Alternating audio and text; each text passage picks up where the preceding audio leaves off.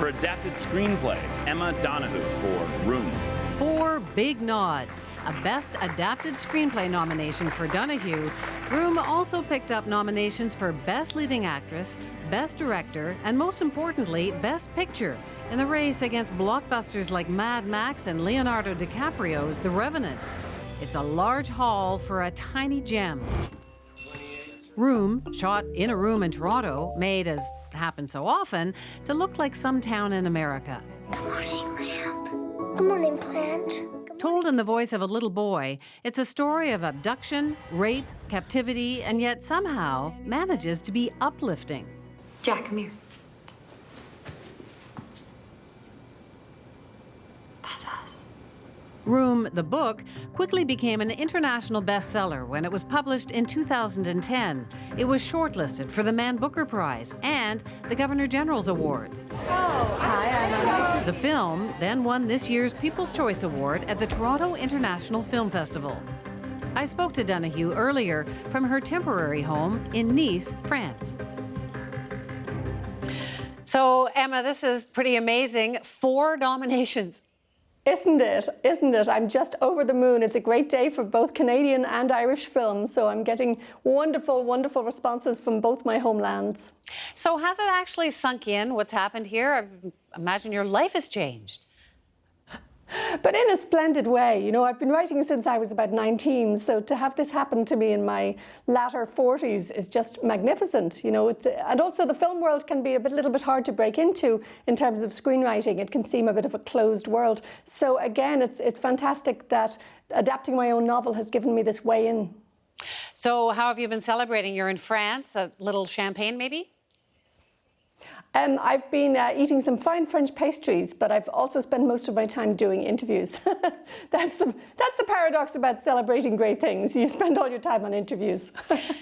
Could you tell when you were writing Room that this was going to be like this big? Not at all, not at all. Now, when Lenny Abrahamson got involved, that's our director from Dublin, I had a good feeling about it. I liked everything he said. And during the shoot even, I could see some magnificent footage. They let me see the daily rushes on a web link, you know. So I could tell we had a really beautiful film coming together. But it was only when I first saw a rough cut of the whole thing and I wept like a baby that I thought this is really special. But there are lots of special indie films out there, and they often, you know, pass through very quickly and are then never seen again because you just don't have the huge budget for publicity. So to find ourselves taking this seriously and getting nominations and being up there with massive budget films is just fantastic. Well, it is pretty amazing. You're up against Mad Max and Revenant, pretty big stars, blockbusters, with a film that some people say is really subtle, maybe even bleak. I wouldn't say bleak. I would say it's poignant. You know, there's happiness and sorrow mixed in almost every scene. And I think that's one of the masterful touches in Brie Larson's performance, is that she's always quivering between those emotions. You know, she goes from fun mum to tragedy queen and back again in a flicker. And again, there's a fantastic naturalism and variety in Jacob Tremblay's performance. Jacob from Vancouver, he's a very natural child, but also has moments of real rage and moments of real happiness. Well, some people, especially people from Vancouver, were upset that Jacob didn't get a nomination too. He's like the only one left out. I know. I think the fact that he's a child actor competing with adults, it somehow means that people don't always know how to even compare them. You know, it's an apples and oranges situation. I think some other awards have specific children or sort of youth performance or a breakout role. He's getting a lot of that kind of nomination. But yes, we did hope that he might get a nomination this time around. You can't have everything, I suppose. But, you know, he's certainly going to have a fantastic career. He's getting the most amazing attention. Is it true that you wrote the screenplay before you even sold it as a film?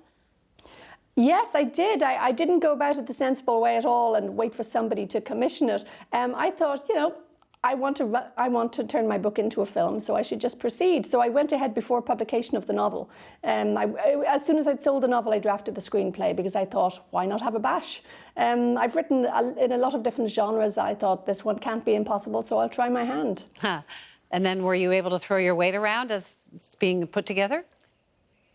Not a bit. I mean, my position as the writer of the novel allowed me to work out a very collaborative kind of deal with the filmmakers. So I had a very honoured position in that I was allowed, you know, be part of the discussions on things like casting. I like to feel I had some influence on their decision to film it in Toronto, because over the years of developing the script, every time we met up, I'd say, "Are we making it in Toronto? Are we making it in Toronto?" And finally, they cracked. But of course, great support from Telefilm Canada was the really instrumental thing there. I think this film is a model for international co-production. We got a lot of state funding from Canada and Ireland, so it's a sign that you don't have to go the big studio route. Well, it was shot in Toronto, right? But made to look like somewhere in the States. Yes, it looks like Akron, Ohio. So they had to, change the police badges and so on. But it's very Toronto, yeah. And there are great shots of things like, skating at Nathan Phillips Square and other classics.